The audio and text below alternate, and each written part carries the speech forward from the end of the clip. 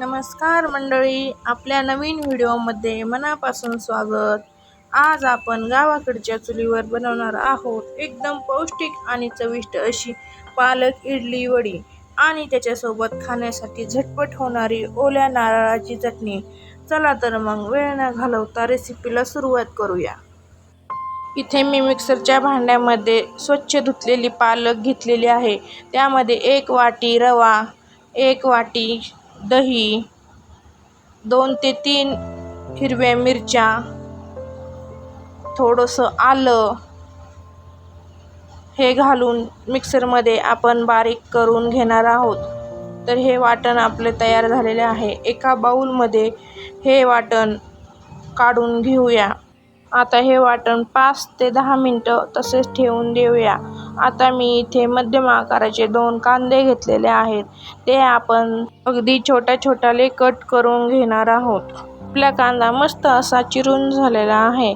आता आपण इथे मध्यम आकाराचे 2 टोमॅटो घेऊन तेही आपण छोट्याले चिरून घेणार आहोत.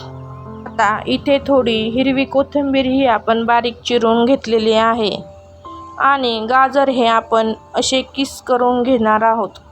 आता इथे चिरलेला कांदा 1 वाटी, 1 वाटी टोमॅटो आणि 1 वाटी गाजर, त्याबरोबरच जी चिरलेली हिरवी कोथिंबीर होती तीही आपण यामध्ये मिक्स केलेलं आहे. आता मिश्रणामध्ये चवीनुसार मीठ घालणार आहोत. हे मिश्रण मस्त असं मिक्स करून घेणार आहोत. हे मिक्स झाल्याच्या नंतर आता यामध्ये थोडा विनो टाकूया. त्यावर मस्त थोडंसं पाणी घालून तेही मस्त फेटून घेऊया. चुलीवरच्या वाफेवर जेव्हा हे शिजतं ना तेव्हा त्याची चव काही वेगळीच असते. इथे मी मिक्सरच्या भांड्याला थोडं तेल लावून हे मिश्रण त्यामध्ये ओतून घेतलेलं आहे. आता हे आपण चुलीवरती एका कढईमध्ये पाणी गरम करून घेतलेलं आहे. त्यामध्ये हे मिश्रण ठेवून देऊन 10 ते 15 मिनिटं हे वाफून घेतलेलं आहे. वड्या छान फुगलेल्या आहेत.